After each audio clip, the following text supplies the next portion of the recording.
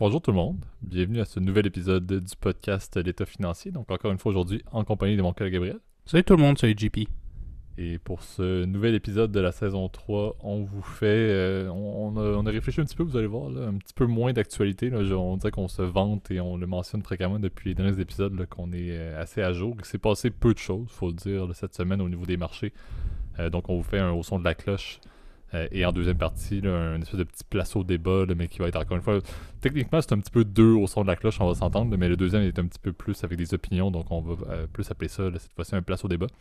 Bien évidemment, on parle de compagnies listées là, de A à Z pour chaque seconde de ce podcast-ci. Là, donc, comme toujours, et comme on dit souvent, là, de manière assez importante cette fois-ci, là, je te laisse Gab faire le disclaimer de début d'épisode là, pour lancer tout ça en force. Oui, surtout ça concernera effectivement nos deux segments aujourd'hui. Évidemment, tout ce qu'on va parler aujourd'hui, il s'agit que de notre opinion personnelle. Il s'agit en aucun cas d'une recommandation officielle de placement, c'est à but éducatif ou à but d'information. On vous invite toujours à prendre contact avec un expert si vous avez des questions particulières avec votre portefeuille ou si vous avez besoin de conseils plus précis sur des recommandations spécifiques. Déjà, mieux vaut aller voir un professionnel qui quiconque aussi est inscrit aussi et a le droit d'exercer aussi dans votre région. Voilà. Super. Donc, lançons ça en force avec le premier segment au son de la cloche.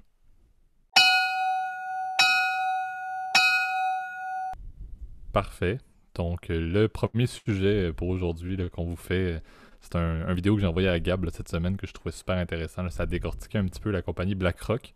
On doit dire, là, depuis bientôt un an et demi, là, on fait le podcast et on n'a même pas parlé de cette compagnie-là, alors que techniquement, et on doit le dire, c'est le plus grand investisseur au monde, là, avec 9500 milliards de dollars d'actifs sous gestion présentement. La compagnie BlackRock est d'une ampleur là, qui est quand même assez déconcertante et le but du segment aujourd'hui est un petit peu de vous en parler, j'ai sorti quelques faits également là, sur BlackRock au niveau de sa fondation et comment est-ce que cette compagnie-là a eu une croissance pour devenir la compagnie qu'elle est maintenant. Mais également, là, on va peut-être aborder un petit peu le sujet là, que certains mentionnent de dire cette compagnie-là est tellement rendue imposante, autant dans plusieurs industries dans lesquelles elle investit bien évidemment, mais également au niveau de plusieurs pays. Qu'on peut se questionner à savoir est-ce que leur impact est favorable d'une certaine manière. Certains vont dire que oui, certains vont dire que non. Là, donc on va peut-être faire un petit peu d'opinion là-dessus vers la fin. Avant de te passer la balle, Gab, là, si tu veux faire une petite introduction de BlackRock, je dois quand même le soulever. Là.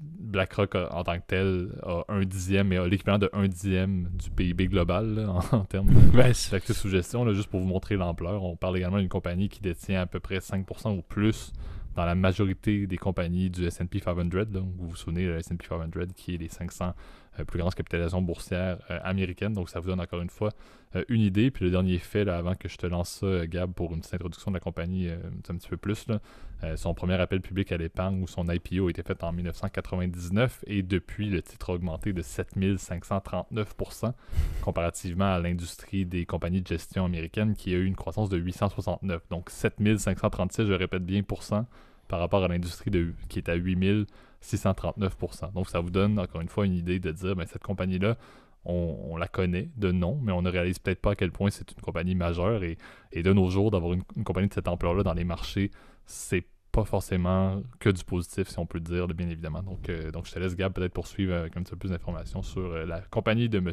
Larry Fink. Oui, Larry Fink est d'ailleurs l'un des fondateurs, CEO de BlackRock, qui est né à la fin des années 80, en 88, si je me souviens bien. Et aujourd'hui, il s'agit en fait du plus grand, du plus gros investisseur institutionnel au monde, en fait. C'est la société de gestion, de asset management, comme on dit en anglais, la plus imposante au monde. Je crois qu'ils ont sous gestion un peu plus de 9500 milliards milliers de milliards de dollars. Donc, c'est pour te dire, ça se compte en trillions de dollars en anglais. Donc, trillion, je crois qu'on appelle ça un billion en français, là, mais bref, c'est 1000 milliards, ouais. C'est ça, donc ça fait 9500 milliards de dollars, donc c'est des montants évidemment que je pense que n'importe qui peut se dire, mon Dieu, c'est pas vraiment réalisable, comment on arrive effectivement à en arriver à ce point-là. Après, il faut comprendre que, comme dans tout ce genre de business, donc dans l'asset management, ce n'est pas l'argent de BlackRock qui est en jeu, c'est l'argent de déposants divers, donc c'est souvent des fonds de pension, mais au sommet des fonds, donc des fonds par exemple des fonds mutuels, ça peut être aussi des fonds négociés en bourse. Et c'est vrai que ça a été un des vecteurs si tu veux, de la croissance de BlackRock. Donc, je te dirais, leurs services principaux aujourd'hui, on les connaît particulièrement. Je pense que c'est leur produit le plus imposant aujourd'hui dans le monde. C'est leur gamme de ETF qui s'appelle iShares, qui est en fait qui avait été acheté, je crois, dans les années, en fait assez récemment, je crois que c'est dans les années fin des années 2000 à la banque Barclays. Donc iShares, c'est vraiment le fer de lance, si tu veux, de BlackRock. C'est aujourd'hui, voilà, c'est, je pense, la gamme de ETF est vraiment la plus imposante dans le monde en comparaison, par exemple, avec Vanguard ou par exemple avec SPDR aussi, qui est l'autre très grosse société de gestion, en tout cas. Exact, pour être exact, là, je peux donner le chiffre, c'est 36,9% des parts de marché, effectivement, des ETF. Si on prend le benchmark surtout américain, mais 36,9%. Numéro 2 et numéro 3, bien évidemment, tu les as mentionnés, c'est les deux compagnies, là, entre autres Vanguard, comme tu as dit, qui suivent, mais qui ne sont pas si proches que ça. Là, avec le 36,9, c'est assez distinctif pour BlackRock. Ouais, puis c'est vrai que ce qui a été assez... tu veux, ce qui fait un peu l'histoire en fait de cette compagnie-là, et c'est la raison aussi pour laquelle elle est relativement critiquée. En fait, elle a plutôt une perception assez négative, hein, si tu veux, dans le, bah, disons dans la société civile, on va dire ça comme ça.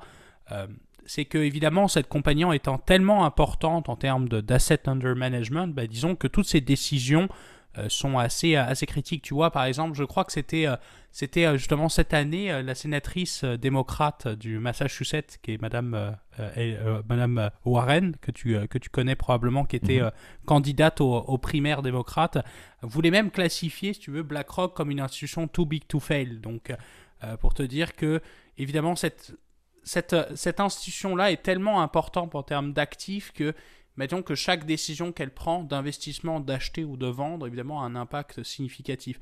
Après, il faut se dire que, et ça je pense que tu vas y aller un peu plus en détail aussi, JP, mais BlackRock, c'est quand même pas un investisseur, disons, actif. C'est-à-dire qu'elle va quand même avoir une vision, si tu veux, où ils vont investir quoi qu'il en vienne, tu veux. Et la plupart de leurs ETF, si tu veux, ils s'en foutent un peu, tu veux, de l'éthique ou de quoi que ce soit.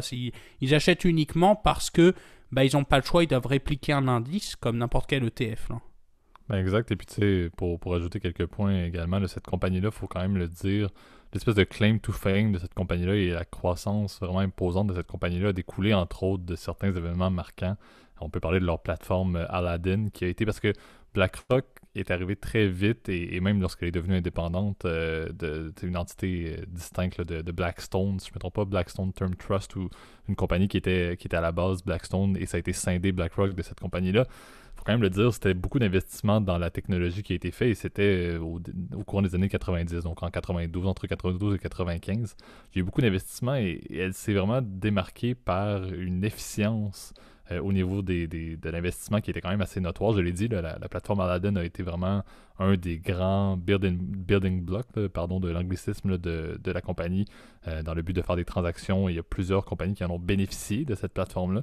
Mais il faut également soulever là, une période qui est un petit peu difficile à travers le monde, mais surtout aux États-Unis, de 2008-2009. Il faut quand même le dire que BlackRock s'en est vraiment très bien sorti. Et la capacité de croissance de cette compagnie-là était en grande partie liée, entre autres, au fait d'obtenir des actifs sous gestion. On l'a mentionné, et Gab, tu l'as mentionné, d'autres compagnies. Là. Entre autres, là, JP Morgan Chase, il y a eu plusieurs quand même entités qui ont outsourcé là, leur gestion d'actifs.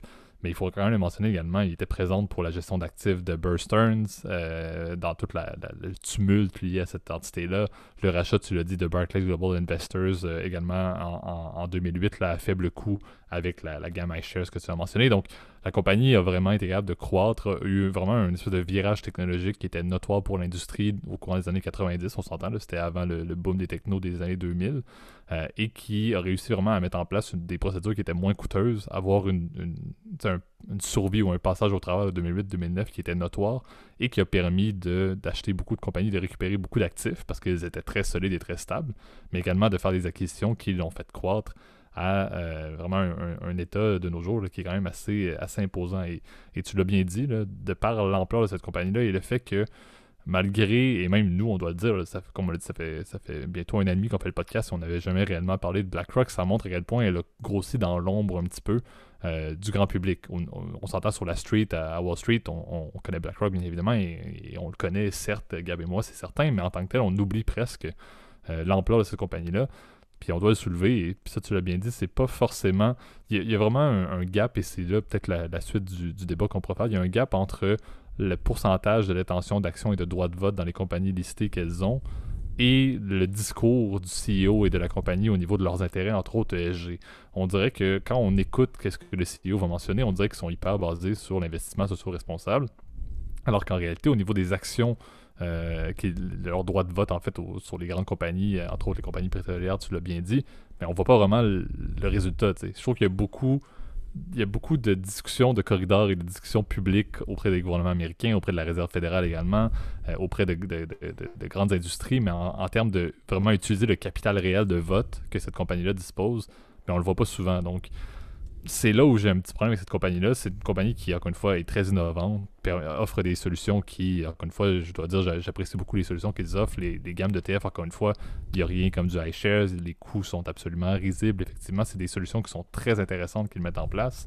Mais je trouve que pour le pouvoir qu'ils ont, l'ampleur de cette compagnie-là, je trouve que, il n'y a pas beaucoup et ça, c'est un petit peu le secteur financier américain, mais il n'y a pas tant de législation au niveau de la quantité de bon vieux PR que le CEO et que les hauts dirigeants de cette compagnie-là peuvent faire publiquement auprès des gouvernements, auprès des différentes industries, et qu'en réalité, ben, il n'y a pas grand-chose qui se fait réellement avec les parts qu'ils ont dans les compagnies. Donc, c'est un petit peu ça le problème que j'ai, c'est cette ambivalence-là, c'est cette logique un peu incohérente qu'il y a, et c'est ce qui fait en sorte que, selon moi, on sait que les Américains et les régulateurs, entre autres la SEC, souvent ils vont essayer de légiférer là-dedans, mais je me dis, si on a un impact sur les cours boursiers en faisant du public et en faisant des parutions publiques, il faut qu'il y ait des actions réelles, concrètes, il faut qu'il y ait des cibles concrètes au niveau de modification dans des compagnies listées, sinon c'est incohérent, c'est du parler pour indirectement affecter les marchés, là.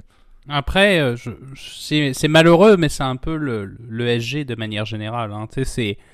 On entend beaucoup parler d'investissement socialement responsable. On en avait même déjà fait, je me souviens, un épisode là-dessus. Il y a beaucoup de marketing quand même là-dedans. Là. Les cibles, effectivement, tu as un mandat de gestion qui est assez large. Et c'est vrai que BlackRock a fait des efforts, entre guillemets, en lançant des gammes de produits, mais qui sont effectivement socialement responsables. Pour autant, étant que c'est un investisseur, encore une fois, qui est passif, c'est-à-dire, encore une fois, il va répliquer, son mandat va être de répliquer un index qui, évidemment, par définition, a une construction type, ben, c'est vrai que tu ne peux pas, en fait, dire, ben moi, je veux pas parce que, par exemple, ils font des armes, tu vois. Même, ce qui est assez drôle, c'est que BlackRock a des produits, par exemple, spécifiques, par exemple, à l'essence, par exemple, des ETF spécialisés dans l'énergie. Tu as même des ETF, j'avais vu aux États-Unis, c'est très large, mais par exemple, dans la manufacture d'armes. Donc, c'est très large, si tu veux. Ça, c'est vrai que c'est un point qui a été pas mal critiqué, surtout par les mouvements, je dirais, plus altermondialistes. C'est vrai que les critiques viennent beaucoup, si tu veux, de cette faction, on va dire, plus altermondialiste. C'est vrai que cet impact de BlackRock fait que, si tu veux, si jamais il menace, si tu veux, ben c'est tellement important que tu n'as pas le choix, tu es soumis à leur baguette, en fait, quelque part. Et ça, là-dessus, tu vois, je partage effectivement l'opinion de ces mouvements-là, même si je trouve que parfois c'est assez exagéré, étant donné que, encore une fois, on est dans un mandat, si tu veux, qui fait que ils n'ont pas le choix, ils gèrent de l'argent pour des clients. Et c'est vrai que là, c'est un débat qui est aussi vieux, en fait, que la finance, un débat éthique, si tu veux, qui est très important de savoir comment tu agis dans l'intérêt de ton client. Est-ce que BlackRock, il doit voter quand il prend, par exemple, des décisions, par exemple, sur un board ou sur, par exemple, sur quand il y a un vote aux actionnaires, ce qu'on appelle un proxy en anglais, est-ce que tu dois agir dans l'intérêt de BlackRock ou dans l'intérêt de ton client, de ton déposant qui est derrière?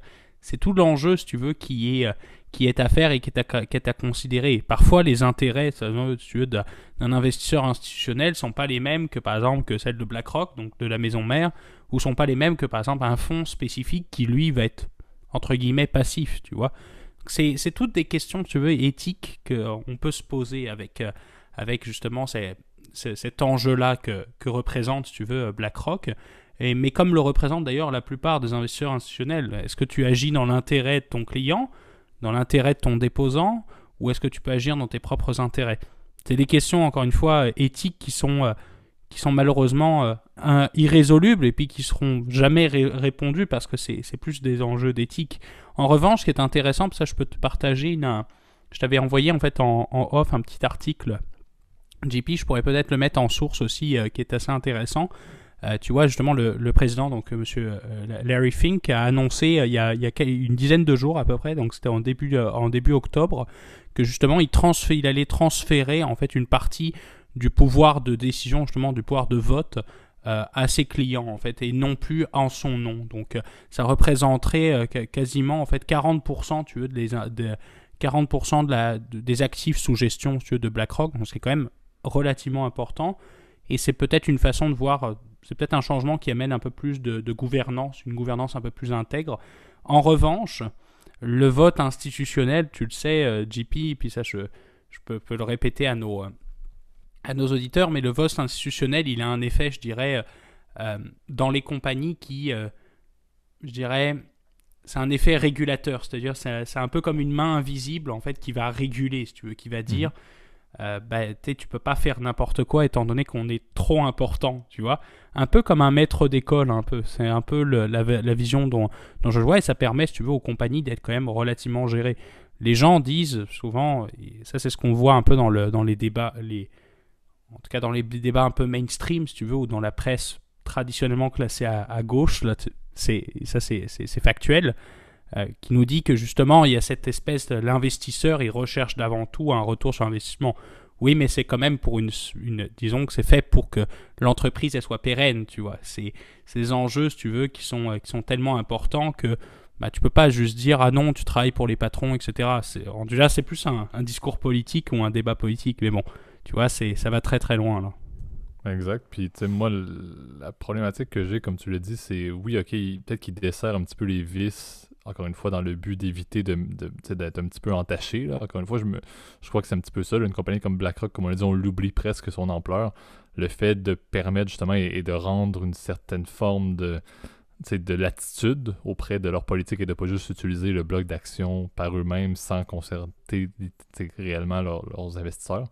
Je pense que ça, c'est un point qui est intéressant parce que sinon, comme on l'a dit, assez rapidement, si la SEC s'en mêle, souvent, ça ne va pas se finir de manière très, très favorable. Moi, la vision que j'ai, encore une fois, c'est, dans toutes les autres industries, il y a des politiques pour la concurrence. C'est un petit peu la même chose en finance, mais on dirait que c'est pas appliqué de la même manière. T'sais, on s'entend, on voudrait Gab se partir d'une compagnie, on ferait des fusions-acquisitions, puis on deviendrait un leader incontesté mondial de X et Y affaires, peu importe c'est quoi l'autre industrie. On peut en parler par exemple avec l'exemple de Couche-Tard, que je m'intéressais beaucoup à ça. C'est une compagnie qui a dû fréquemment dans son passé, à cause des fusions-acquisitions et de l'ampleur de leur croissance, se départir de certains blocs, par exemple de dépanneurs dans leur industrie, dans le but de respecter des règles de concurrence. Mais on dirait qu'en finance, il y a cette ligne-là pas qu'on oublie, mais qu'on peut se douter un petit peu. BlackRock est tellement majeur qu'est-ce qu'on pourrait quasiment mentionner le fait que son impact est tellement peut être positif comme peut être nocif également. Est-ce qu'une scission de BlackRock en sous-entité pourrait être pertinente? C'est pas un débat que je crois forcément qu'il y a une réponse oui et non maintenant, mais je pense que dans le futur, comme tu l'as dit, oui, les décisions de BlackRock sont favorables, encore une fois, à la performance de leurs actifs. C'est bien évidemment la logique, mais il ne faut pas oublier en dessous de ça la compagnie. D'une certaine manière, la majorité des compagnies que BlackRock détient sont presque rendues plus petites que BlackRock elle-même. Donc, c'est de dire, au final, comme tu as dit, la main invisible, l'autorégulation, c'est des systèmes que les marchés financiers ont été basés depuis des années. Donc, c'est pas quelque chose qui est appelé à changer. Et on a les SEC et les régulateurs qui sont là pour s'assurer de cette pérennité-là, de cette espèce d'interaction fluide dans les marchés. Donc, ça, je suis d'accord que ça peut se maintenir. Mais, comme on l'a dit, je crois que dans l'évolution de la finance, dans l'évolution des compagnies, les transitions qu'on vit présentement avec la COVID, c'est important d'avoir des investisseurs institutionnels comme BlackRock qui vont dans le bon sens. Et c'est là où moi j'ai des fois les ambiguïtés qu'il y a entre les fonds ESG de BlackRock et de l'autre côté le fait que tu pourrais investir à la fois dans un truc hyper ESG et investir dans les plus grandes compagnies pétrolières. C'est un peu ça que j'ai un certain point des doutes. Certains vont dire c'est un investisseur institutionnel, ils font ce qu'ils veulent, c'est leur produit, oui certes, mais d'une certaine manière on légifère par exemple les supermarchés pour qu'ils fassent attention à ce qu'ils commandent. C'est un petit peu ça la problématique que j'ai, c'est de voir où est-ce qu'on évolue dans une compagnie qui maintenant peut dicter les décisions, peut affecter les décisions de la Réserve fédérale américaine, de la Réserve fédérale canadienne, de la Réserve fédérale peu importe quoi, des grandes compagnies mondiales. Où est-ce qu'on peut aller jusqu'à ce point-là quand c'est une entité qui a un si gros pouvoir décisionnel? C'est là où on l'oublie presque, et encore une fois, je ne crois pas, et ça, Gab, tu dois partager mon opinion, mais je m'attends pas à ce que BlackRock, soudainement, ne soit plus le leader mondial des actifs sous gestion de sitôt. On s'entend, là, les autres grandes compagnies qui pourraient Ça n'arrivera pas. Ça n'arrivera pas. Donc le fait d'avoir une position numéro 1 avec la législation relativement ouverte au niveau de la finance américaine, par exemple, je pense qu'il y a des points qui seraient à regarder, encore une fois, à l'avenir. Pour l'instant, comme tu l'as dit, il y a des améliorations, il y a un peu on desserre la vis, et encore une fois, tu l'as dit, le CEO favorise, encore une fois, le comité décisionnel des investisseurs, entre autres. Je pense que c'est quelque chose qui est favorable, mais je pense que ça va pas être long si jamais c'est trop serré, si jamais il y a trop d'incongruité et d'incohérence. Selon moi, on va se retrouver avec des régulateurs américains qui vont agir à un certain point sous ce bloc. On s'entend, là, on parle de bloc d'action, mais c'est un bloc épouvantable que cette bonne vieille roche noire. Donc il faut le mentionner. Il faut le mentionner quand même. Je sais pas, Gab, si tu avais un mot de la fin que tu voulais faire avant qu'on passe à notre deuxième segment. Non, je pense que tu as quand même pas mal résumé, mais c'est vrai que cette histoire avec cette situation monopolistique, on pourrait le décrire comme ça, de BlackRock, c'est vrai que ça pose des questions. Hein. C'est vrai que dans la plupart des industries, tu l'as bien dit, hein, quand tu as un joueur trop d'importance, le meilleur exemple que je peux avoir, c'est la Standard Oil, hein, quand il y avait les Rockefeller qui possédaient l'entièreté de la production d'essence aux États-Unis. Là, ça pose des questions. Tu avais les lois antitrust qui existaient, qui ont été créées, je crois, pour ça. Là, je suis pas sûr là-dessus, mais je sais que l'antitrust, a été appliqué pour la Standard Oil.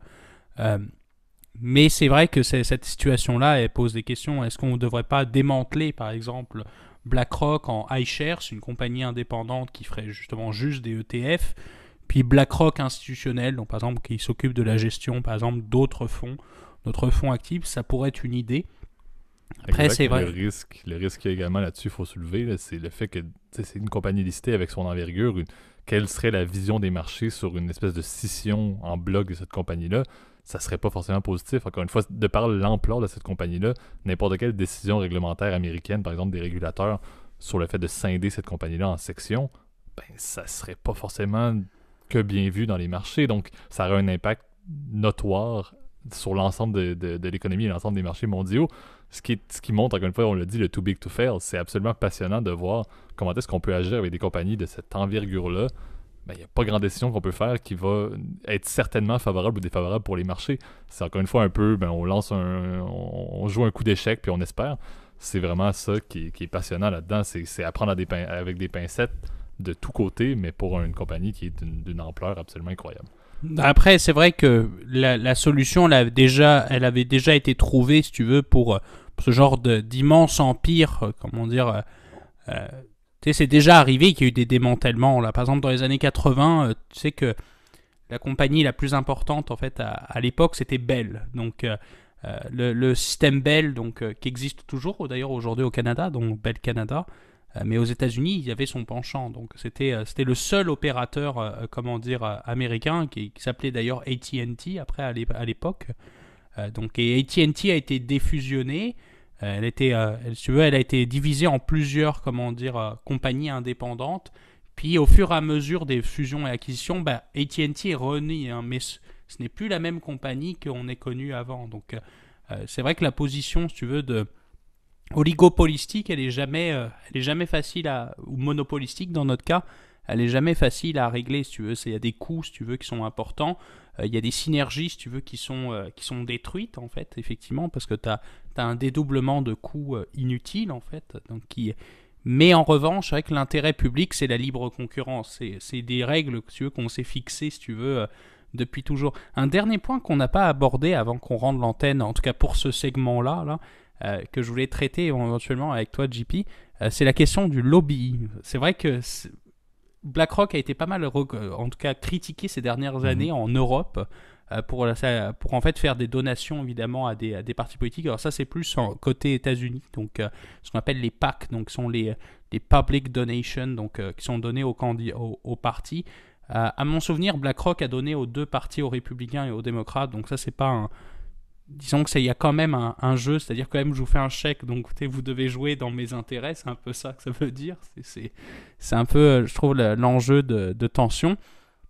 Mais ce que je trouve intéressant, c'est côté européen, c'est vrai qu'ils ont été vraiment très critiqués, si tu veux, justement pour leur lobbyisme accru. Donc, par exemple, d'être très loin, par exemple, ou plutôt au contraire très près, par exemple, des décideurs politiques et des députés, par exemple, européens, notamment aussi de comités. Je sais qu'on a entendu parler ces dernières années pas mal de réformes de système de retraite durant ces dernières années. C'est vrai que BlackRock, c'est un business incroyable pour eux. S'il n'y a plus de, comment dire, d'investisseurs étatiques, si tu veux, qui gèrent tous les placements des gens, bah, c'est des mandats potentiels, donc c'est potentiellement du profit. Donc c'est vrai que c'est des je trouve que c'est une position qui est un peu inquiétante pour ce coup-là, et c'est vrai que le lobbyisme aussi est assez critiqué justement par le fait que tu as une interférence, tu veux, dans la vie publique de l'État. Et je pense que c'est des questions évidemment qu'on pourrait se poser. C'est vrai que malheureusement, on n'aurait pas le temps de parler pendant 10 heures de BlackRock parce qu'on pourrait le faire, évidemment. Effectivement. Effectivement. Donc, passons au deuxième segment qui est, encore une fois, on l'a dit, un place au débat avec un petit angle de haut son de la cloche, vous allez le voir, mais passons maintenant au place au débat. Parfait. Donc, ce qu'on veut faire, vous allez voir, là, vous allez probablement entendre parler de compagnies sur lesquelles on a déjà fait là, des épisodes dans le passé. On veut faire un petit suivi sur les stock trends qu'il y a eu dans les derniers mois. Donc, revenir un petit peu sur quelques compagnies. Gab, je crois que tu en as deux, j'en ai deux également là, qu'on veut parler.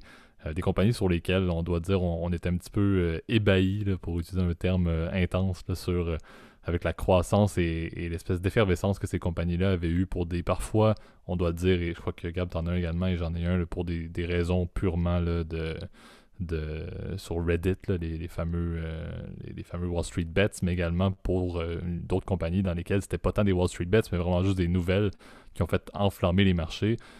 On doit le mentionner en prémisse également, là, c'est assez typique de la période qu'on a vécue dans les derniers mois. Là, avec la pandémie, il y avait tellement de volatilité qu'à un certain point, des compagnies qui n'avaient aucune raison d'être, d'avoir une croissance aussi importante, avaient une croissance exponentielle. Et ça m'amène directement à parler de mon premier cas. Là, je te laisserai en faire un par la suite, Gab, mais je veux faire un retour. On en avait parlé sur Eastman Kodak, qui était une compagnie, je dois dire que j'avais été ébahi. Encore une fois, je le réutilise parce que c'était produit.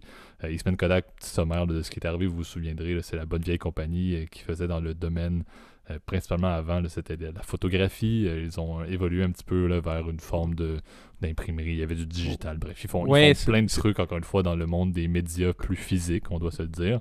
Kodak, ça me rappelle plutôt les appareils photo jetables. Je sais pas si tu as déjà eu ça. Exactement, les bons vieux appareils. En fait, c'est avec ça presque qu'ils ont fait fortune, avec les appareils photo. Maintenant, ils ont évolué là, vers d'autres médiums, là, mais ça reste que le core de cette business-là étaient des choses qui ça ne rapportait absolument aucun rendement. Là. On doit se le dire, c'est une compagnie qui existait, qui est encore listée, mais il n'y avait plus de surprise au niveau de leur performance et leur titre était quand même assez stagnant. Je vous donne la stats. Là. Avant toute chose, par exemple, si on dit en janvier 2020, le titre tourne autour des 2,48, 2,50 à peu près, là, au dollar US, bien évidemment. Par la suite, il y a eu, et ça vous allez vous souvenir, c'était la compagnie a eu une autorisation, ou du moins il y avait une mention qu'elle avait une autorisation de la part du gouvernement américain pour produire un ingrédient chimique, si je ne me trompe pas, qui faisait partie de l'hydroxychloroquine, qui était à la bonne vieille époque où on croyait l'hydroxychloroquine comme étant un remède de la COVID-19, et il y avait normalement une entente d'un loan gouvernemental d'à peu près 765 millions de dollars US là, qui avait été accordé à Kodak dans le but de vraiment changer complètement leurs opérations. Là, on s'entend, on le rappelle, cette compagnie-là était dans le monde des médias physiques en grande partie et des caméras jetables, etc. Et là, soudainement, elle avait commencé à être dans le domaine pharmaceutique. Ce qui s'est produit, bien évidemment, le deal n'a pas eu lieu. L'hydroxychloroquine s'est avérée être complètement impertinente. Et il y a même eu, ça je dois le soulever là, avant de vous donner un petit peu plus de nouvelles sur l'évolution du titre. Il y a eu également une enquête du SEC qui a eu lieu au niveau de Eastman Kodak parce que toute cette flambée boursière-là a eu des impacts sur est-ce qu'il y aurait eu du délit d'initié, entre autres, comment est-ce que la nouvelle a été mise publique par rapport à la croissance du titre. Il y a eu des doutes sur le fait que des personnes en avaient bénéficié. Finalement, tout a été mis de côté. Bref, ça c'est pas avéré très très important. Tout ça pour dire que la compagnie en juillet 2020 avait atteint 21,85$ US par rapport aux 2,48$ que je vous avais mentionné là, au début 2020. Et maintenant, elle se retrouve à peu près à 6,78$. Donc, ce qui est curieux avec Eastman Kodak, c'est avec toute cette folie, avec toute leur tentative de rentrer dans le domaine des pharma et le fait que maintenant, il n'y a rien qui a changé. Là. Les fondamentaux de la compagnie sont les mêmes en tant que tels. Il n'y a absolument rien qui a évolué par rapport à la période préalable à cette annonce-là là, avec le domaine des composés chimiques de l'hydroxychloroquine. ils ont quand même évolué de 2,48 à dans les environs de 6$ US. C'est encore une fois absolument risible et ridicule, là, on s'entend. Ce n'est pas une compagnie qui se distingue maintenant, mais il faut quand même le dire. Elle s'en porte pas si mal que ça. Mais ça reste que, et je te passe l'antenne Gab pour ton premier, là, mais ça reste que Eastman Kodak, c'était une flambée boursière absolument passionnante parce que ce n'était pas les Wall Street Bets, c'était vraiment juste la folie boursière liée à la COVID-19, liée au remède de la COVID-19 avant même qu'on ait des vaccins. Des compagnies comme ça qui avaient soudainement une espèce de brevet ou une entente gouvernementale était rendu une compagnie milliardaire. C'était absolument passionnant de voir ça. Mais bon, Eastman Kodak continue à faire des caméras jetables, etc. Vous pourrez les retrouver dans votre... Ils en font plus, mais ça reste quand même qu'ils font absolument rien d'autre de plus pertinent que ça, ce qu'il faut quand même le soulever. Mais bon, déjà, c'est vrai que déjà, ce qui est fou, c'est que c'est là où tu te rends compte que Kodak, c'est un business mort, mais déjà, connais-tu des gens de ton entourage qui aujourd'hui achètent des caméras, à part pour des gens qui s'y connaissent en photo ou des Absolument professionnels? pas, mais c'est ça qui est impressionnant avec Eastman Kodak, ça fait longtemps que c'est listé cette compagnie-là et ça survit pareil, même si la performance n'est pas là, puis même si le cours évolue pas tant que ça survit quand même cette compagnie-là, même si ça n'évolue pas et que ça reste relativement stagnant. C'est ce qui m'impressionne en fait, c'est la pérennité de cette compagnie-là malgré le fait que leur core business est mort. Je dois quand même leur donner. Ça évolue pas, c'est pas bien, là, mais ça reste quand même, c'est listé depuis je crois plus de 100 ans, là, si je me trompe pas. Mais bon. Mais ouais, mais c'est fou, hein. Tu te dis que... En tout cas, je sais... C'est vrai que t'as raison, je sais même pas... je sais même pas comment ils font pour survivre aujourd'hui, avec aussi peu d'attractivité. Là, ça a pas d'intérêt, mais bon. Moi, je voulais faire un segment sur une compagnie qu'on avait déjà parlé, en fait, dans la section, si je me souviens bien, qu'on avait fait justement sur Wall Street Bet. On avait parlé, si je me souviens bien, là, de BlackBerry, et c'est la compagnie que je voulais faire. J'avais voulu au début aborder l'application Signal. Tu te souviens, il y avait Oh mon Dieu, ça c'était bon. Il y avait un truc en pink sheets, donc en penny stock, qui était disponible à une époque, mais compagnie random, mais qui s'appelait Signal. Alors tout le monde avait acheté du Signal, mais c'était pas la bonne action. Non, en fait, souviens-toi bien, c'était Elon Musk qui avait tweeté le fait qu'il fallait regarder la compagnie Signal, et à cause de cette espèce de semi-recommandation d'Elon Musk là, les personnes avaient trouvé l'espèce de compagnie qui avait une porte d'adresse au Texas, je ne pas, avec un employé. Là, Signal Advance, si je me souviens bien. Ouais. Qui n'était pas, certes, la bonne compagnie, ce n'était pas, comme vous pouvez vous douter, la compagnie que Elon Musk parlait, bien évidemment. Ouais, exact. Mais donc du coup, voilà, je vais aborder Signal juste pour la private joke, là, mais il y a BlackBerry, hein, évidemment, qu'on a entendu parler, évidemment, pas mal pendant la période Wall Street Bet, encore une fois. Compagnie qui aujourd'hui, faut être franc, fait pas grand chose. Hein. On les a connus à leurs heures de gloire dans les années 2005, 6, 7, 8 jusqu'à 15 en fait. Moi je me souviens à l'époque, quand j'étais jeune, les téléphones les plus populaires en fait c'était des BlackBerry en fait. T'avais le Curve, puis le Bold qui était ultra populaire, je me souviens, tout le monde avait ça. Avec BBM, donc BlackBerry Messenger, qui était un peu le WhatsApp préhistorique, là. Donc, t'avais tout le monde qui utilisait ça, mais bon, évidemment, aujourd'hui, BlackBerry n'est plus que l'ombre d'eux-mêmes. Hein. Ils ont essayé de se relancer plusieurs fois ces dernières années en lançant, par exemple, je pense que c'était le Key, c'est un des leurs derniers téléphones. Ils avaient tenté de se relancer, ça n'a pas marché, mais ils avaient même essayé de mettre un système avec Android. Pareil, ça n'a pas marché. Ils essayaient de faire à un moment donné pas mal de branding autour de justement de la sécurité, de mettre, on est un téléphone pour les chefs d'État par exemple avec BlackBerry Messenger qui est chiffré de bout en bout. Telegram les a détruits évidemment, et puis toutes les Signal par exemple les a complètement démolis. Je veux dire, il y avait ça avait rien à faire si tu veux. T'as une position si tu veux qui est un peu destructive. Et depuis, bon, alors BlackBerry est en train de mourir, mais c'est vrai que le stock a été pas mal pumpé justement en janvier dans la même trend que Wall Street Bet, donc dans ce qu'on appelle le short squeeze, donc c'est-à-dire d'essayer de supprimer de la liquidité au niveau du short. Enfin bref, on en avait déjà parlé. Si vous voulez regarder évidemment l'épisode, réécouter l'épisode, c'est avec grand plaisir. Il est disponible évidemment toujours sur toutes les plateformes, puis sur YouTube. Mais pour vous dire en fait que c'est ça, BlackBerry aujourd'hui n'est un peu que l'ombre de lui-même. Les analystes sont évidemment très pessimistes évidemment sur les possibilités de croissance de cette action-là. elle vaut à peine 10 dollars. Je crois qu'on est à un peu plus de 10 dollars en fait, par rapport à son prime qui était, par exemple, dans les grandes heures de BlackBerry, on était aux alentours des 60. Il faut avouer qu'avant, l'entreprise s'appelait Research in Motion, hein, tu te souviens, c'était l'ancien nom de BlackBerry. Puis c'est un peu triste parce que c'est une compagnie canadienne, hein, qui est basée, si je me souviens bien, ils étaient basés à Ottawa justement. Mais aujourd'hui, évidemment, ils font complètement rien. Là. Je veux dire, c'est une entreprise qui est un peu mourante. Il y a quelques mois, ils avaient fait ils parlaient un peu d'eux parce qu'il y avait eu... ils voulaient se relancer dans les véhicules autonomes, évidemment, comme tout le monde. Donc, il ne faudrait pas embarquer sur les traînes d'Elon Musk, encore une fois. Ça n'a pas marché non plus. Donc, je pense que c'est vraiment une compagnie qui malheureusement, n'a pas de potentiel. Et je pense que là, si... Moi, si j'avais évidemment l'appétit pour le risque, ça serait vraiment le genre d'action que moi, personnellement, je revendrai à découverte. Encore une fois, vous le savez, c'est pas une recommandation officielle de placement. On ne le répétera jamais assez, là. Effectivement. Puis surtout pas quand on parle de vente à découvert. S'il y a bien quelque chose que moi je touche jamais, c'est bien ça. Aussi. Donc, pour faire un lien avec ce que tu mentionnes, là, et on doit dire le fleuron, si on peut dire, là, des Wall Street Bets, là, je voulais quand même aborder GameStop très brièvement. Là. En fait, je vais l'aborder sans rentrer dans les détails trop, là, parce que vous connaissez mieux que tout le monde l'histoire, bien évidemment. Là, ça a fait le tour du monde. Pour vous donner une idée, là, encore une fois, comme je l'ai fait, là, avant toute la folie là, des Wall Street Bets, on avait un titre de GameStop qui valait à peu près 16,56. Autour du pic, là, en janvier, c'était à peu près à du 3,25 et maintenant, il faut quand même le dire, c'est à 169,80. C'est un peu le point que je veux faire, puis comme je dis, je ne vais pas revenir sur l'histoire, je vais plus vous mentionner ça, et c'est ce que j'aime moins dans cette logique-là des pumps, de pumper des stocks. Là. En fait, je n'aime pas du tout le concept, là, je vais le dire. Là. Selon moi, c'est du casino et c'est des personnes qui agissent, encore une fois, par trend et en groupe sans avoir aucune conscience de ce qu'ils font, et c'est un risque qui est absolument monumental et ridicule, à mon avis. Mais ce que j'aime encore moins, c'est le fait que ça fait des modifications de valorisation de compagnies qui sont absolument incohérentes.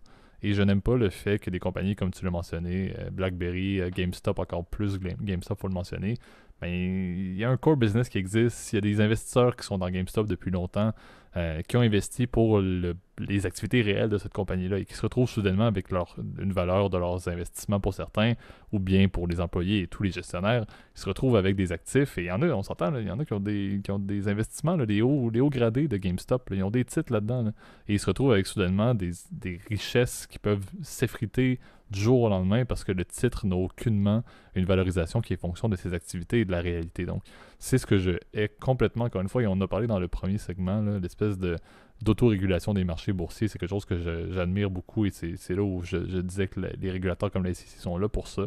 Et je trouve qu'il n'y a quand même pas eu tant de développement si significatif que ça au niveau des Wall Street Bets et des compagnies comme GameStop et BlackBerry, dans lesquelles les fondamentaux sont absolument explosés par des tendances haussières au niveau du titre.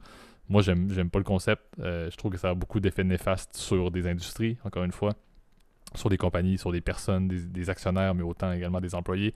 C'est quelque chose que je trouve absolument irréel, et c'est ce que j'aime moins également dans la logique de ces investisseurs-là en groupe là, qui agissent, encore une fois, dans le but de faire fortune rapidement. C'est que, encore une fois, ils pensent, et ça, on s'entend que je vous apprends rien, là, mais c'est des personnes qui pensent uniquement à eux et non au big picture. Et je crois qu'être un investisseur, pour rentrer dans les marchés boursiers, il faut prendre conscience et avoir une compréhension de ce que c'est. Et ces personnes-là agissent avec une logique immatérielle sur les compagnies comme GameStop et BlackBerry, tu l'as mentionné, en agissant juste comme si c'était littéralement une roulette russe au casino, au Caesars Palace à Vegas. C'est pas du tout ça les marchés, et c'est là où j'ai vraiment beaucoup de problèmes avec ça. Je vais te passer l'antenne là-dessus parce que je vais m'enflammer, là.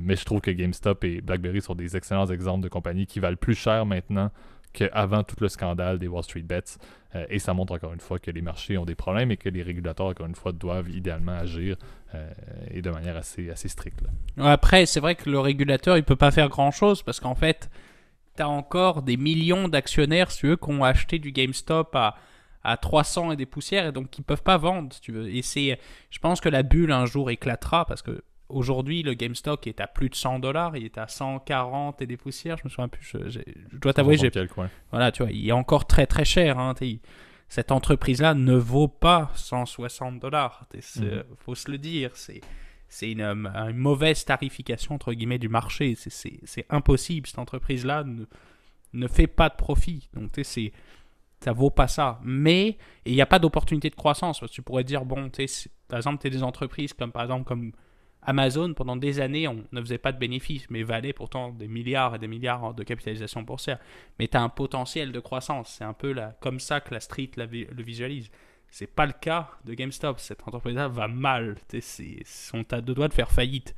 Mais comme tu as des millions d'investisseurs qui, sur leur Robinhood, ont gardé, si tu veux, des actions à un prix tas, bah, si tu veux, il y a encore un effet de groupe. Si tu veux, les gens le gardent, etc.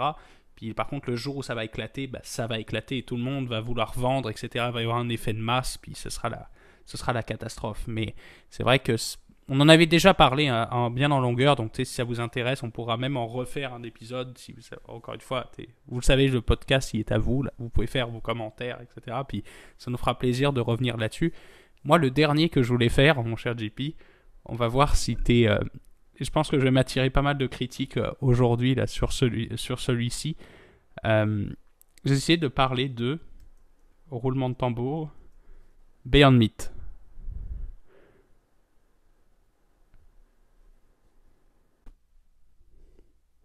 Effectivement.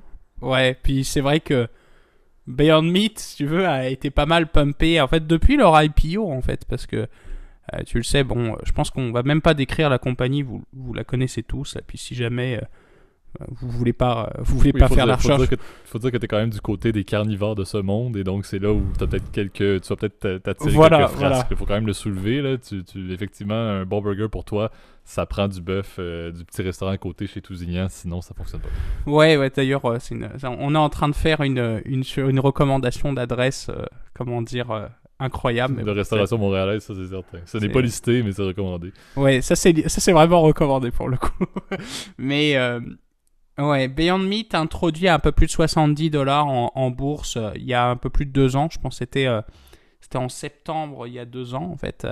Introduit dans les $70, ça avait monté jusqu'à à peu près 250. Je veux dire, on entendait parler de Beyond Meat tous les jours. Là, ah bah oui, les gens, j'achète plus de steak. J'achète que du Beyond Meat. Ça a le même goût apparemment. Bon, je peux pas te dire, tu veux, ça rendu là, j'ai comme méthode toujours de séparer les faits et les opinions. C'est quelque chose auquel je tiens toujours. Les faits, c'est que quand même il y a un marché, si tu veux, pour cette nourriture-là. Et puis, supposément, selon les experts, c'est quand même meilleur pour l'environnement. Mon opinion, c'est que bon, moi je pense que ce marché-là est quand même relativement limité. C'est vrai que aujourd'hui, par rapport, si tu compares la population carnivore et on va dire végétalienne, c'est vrai que c'est assez minoritaire. C'est aussi une technologie qui coûte cher à développer. Les steaks, les galettes en tout cas de viande entre guillemets organique de Beyond Meat sont quand même assez chères. Donc c'est un marché qui est assez difficile à pénétrer, ce qui fait que depuis leur introduction en bourse, la compagnie n'a cessé de manquer ses estimés de revenus. Tu vois. Le consensus des analystes est quand même relativement défavorable. La plupart des analystes pensent que ce stock-là coûte toujours trop cher. Il est descendu à peu près un peu moins de $100 là, à l'heure où on enregistre, on est aux alentours des 95. Je pense que c'est une compagnie qui a un potentiel, mais c'est vrai que est-ce que ça vaut réellement au prix que c'est en ce moment? Je ne pense pas. Ça vaut, la capitalisation boursière est aux alentours des 6 milliards de dollars. C'est quand même c'est assez élevé là. C'est quand même beaucoup pour une compagnie qui fait pas de profit, qui comment dire encore de la difficulté à marketer son produit et qui a un potentiel de croissance qui peut être intéressant mais relativement limité étant donné que encore une fois je pense pas que la planète deviendra en tout cas végétalienne du jour au lendemain. C'est pour ça et c'est pour ça que je pense m'attirer un peu les foudres en tout cas aujourd'hui là, mais moi, je pense pas que ce soit une bonne opportunité d'investissement de mettre ça dans du Beyond Meat qui, encore une fois, coûte un peu trop cher par rapport à ce que ça vaut. En tout cas, encore une fois, à mon opinion. C'est une compagnie aussi qui est relativement risquée aussi au vu de son bêta. Donc, c'est un autre indice. On en avait déjà parlé un petit peu là du bêta. Un bêta supérieur à 1. Donc, c'est quand même un peu risqué, entre guillemets. Donc, pour moi, je pense pas que ce soit une très bonne opportunité d'investissement. Je sais pas ce que tu en penses, JP. Écoute, je veux dire, c'est difficile à dire en tant que tel, là. Ce qui est intéressant par contre avec ta proposition, c'est le fait que c'est une compagnie, encore une fois, qui ne date pas, là, du moins que le IPO ne date pas de la période de folie de la COVID. Donc ça, au moins, c'est ce qui est intéressant par rapport aux 3 autres qu'on a parlé, là, qui, encore une fois, étaient avec beaucoup d'artificiel durant la COVID. C'est certain que, comme tu l'as dit, là, c'est un marché de niche. Donc, je crois que comme mon avis, c'est que ces compagnies-là ont lieu d'être. C'est un marché qui risque d'avoir une croissance progressive, encore une fois, si on connaît. Encore une fois, je vais mettre mon chapeau, que parfois tu peux me juger Gab, mais si on continue à avoir des contraintes environnementales qui rendent un petit peu la vie de tous les jours qu'on connaît maintenant un petit peu plus complexe, je crois que c'est des alternatives alimentaires qui vont être de plus en plus intéressantes et pertinentes. Donc je crois que peut-être que présentement, la vision que j'aurais, c'est cette compagnie-là, on est peut-être un petit peu avant-garde, on est dans l'avant-garde, si on peut dire, de l'ampleur de ce marché-là et de cette compagnie-là, selon moi. Le fait d'être leader d'un marché, c'est pertinent en Amérique du Nord, donc c'est une position qui est intéressante. C'est une position que cette compagnie-là va devoir garder durant les prochaines années, d'ici à ce que, comme on l'a dit, si la tendance se maintient, les contraintes environnementales rendent les alternatives de ce type-là beaucoup plus courantes. Et encore une fois, pour des personnes qui adorent la viande comme toi, que tu n'aies peut-être pas le choix à un certain point d'avoir en partie dans ton panier d'épicerie parce qu'on n'aura pas sur les étalages là, du bœuf, mur à mur du bœuf dans ton IGA local, qui est une épicerie, là, un grossiste québécois. Donc, c'est un petit peu mon avis. À un certain point, je crois que ça va devenir... Le marché va augmenter et peut-être que cette compagnie va avoir une plus grande pertinence. C'est sûr que la flambée, encore une fois, de la trend était peut-être un petit peu plus considérable lors de son IPO. Voilà. Je suis d'accord avec toi. Voilà, exact. Je pense que c'est plus... Encore une fois, c'est pas pour avoir un regard critique, vous faites ce que vous voulez. T'as dit que je suis pas non plus un ultra carnivore. Là, j'essaye de... Je trouve que c'est important de faire des efforts et le fait de manger moins de viande, ça peut être...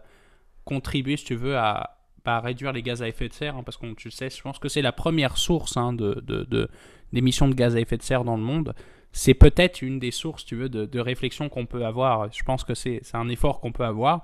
En revanche, je pense que c'est pas parce que c'est un potentiel futur que tu dois acheter forcément une action. On s'en souvient d'ailleurs quand il y a eu, par exemple, les stocks de cannabis médicinal et même légal au Canada, il y avait une flambée. Je veux dire, tout le monde achetait ça. Enfin, des grands-mères qui n'avaient aucune connaissance en trading disaient « Ah, bah, ça peut que monter. » Bah, oui et non. Est-ce que c'est faire à ce prix-là? C'est toujours ça, la réflexion qu'on doit avoir. C'est un peu ça. Puis ça montre un point, encore une fois, qui est une constante qu'on essaie de rappeler puis qu'on rappelle peut-être pas ouvertement comme je vais le faire à l'instant dans les podcasts, mais ça prend de l'analyse. Il faut que vous analysiez si vous voulez investir, si vous êtes quelqu'un qui avait la volonté d'investir vos propres sous par vous-même, et encore une fois avec les conseils externes de personnes autorisées, là, mais il faut analyser, il faut croire en la compagnie, il faut savoir dans quoi on investit avant d'agir. On s'entend, là, on le fait, vous achetez une propriété, par exemple un condo ou une maison, vous allez analyser tous les documents, mais pourquoi est-ce que vous ne le feriez pas quand vous décidez d'aller acheter du Beyond Meat, par exemple. Donc c'est mon avis là, en termes de titre. C'est un petit rappel également pour tout le monde pour conclure l'épisode. Je pense que d'ailleurs ça va faire le tour pour aujourd'hui, donc un autre épisode quand même assez en long et en large, là, toujours des sujets, et aujourd'hui surtout là, qui nous amenait un peu avec un léger débat, mais aussi avec un petit peu d'opinion. Donc comme toujours, là, en espérant que vous ayez apprécié, je te laisse Gab faire le mot de la fin là, pour nous lancer déjà vers la semaine prochaine. Ouais, ben oui, et puis merci encore une fois JP pour les suggestions d'épisodes, toujours très apprécié. Tu vois, des fois c'est moi qui ai de l'inspiration, là cette semaine c'était... Absolument, c'est par tendance, il faut le dire, c'est par tendance. On arrive, on vous le rappelle, en décembre, fin décembre, je crois, ça va faire officiellement là, 1 an et demi de podcasts continus à chaque semaine. Là. Donc, il faut quand même le noter, là, ça se passe très bien. Donc, c'est bien qu'on complète effectivement notre inspiration et surtout, et on le dit, je le ressoulève, tu l'as mentionné au début, avec vos recommandations également qu'on lit et qu'on écoute et qui également là, nous aident à définir des sujets. On en a amplement sans vos recommandations, mais on les apprécie toujours pour faire un podcast, encore une fois, qui est pour vous. Exact. Puis n'oubliez pas donc du coup de pouvoir commenter justement si vous êtes intéressé à partager vos idées, vos opinions. C'est la clé du succès en tout cas sur le podcast. Puis n'oubliez pas évidemment de liker la vidéo sur YouTube si vous êtes sur YouTube. Sur les plateformes audio, n'oubliez pas de vous abonner. On est disponible sur toutes les plateformes, Apple Podcast, Spotify, Overcast, Google Podcast. J'en passe des murs et des pas belles. Et en tout cas mon cher JP, moi je te souhaite une très belle semaine et merci encore. Bonne semaine tout le monde. Salut.